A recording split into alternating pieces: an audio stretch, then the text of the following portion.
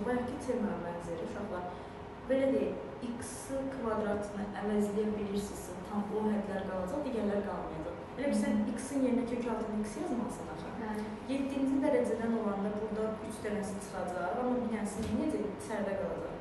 Kökdə qalırsa demək px polinom deyilmiş də, aydın oldu.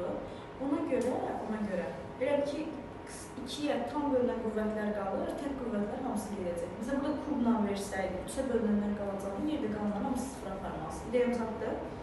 A-nın qiyməti 13 olduğunu, B1-dir. B-imizin qiyməti 1 olduğunu, C-imizin qiyməti 0 olduğunu. İndi aparsa uşaqlar, bu gedib zaten, bu gedib. Apar x üstü altından, bir dəqiq. 3 olmalı. Yox, 0 olur. Kubu təqə 2-yə bölmək olmur axı.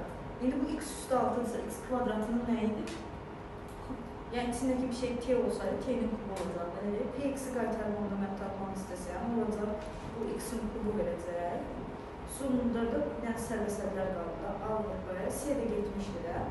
Anam B-ni tapdıq, nə? 3 bölü 3. Polinomumuzun buluşu buymuş. İndi 2 qoy hesabı, 8 bölüsü cavab verir 11. Cavab C var ya.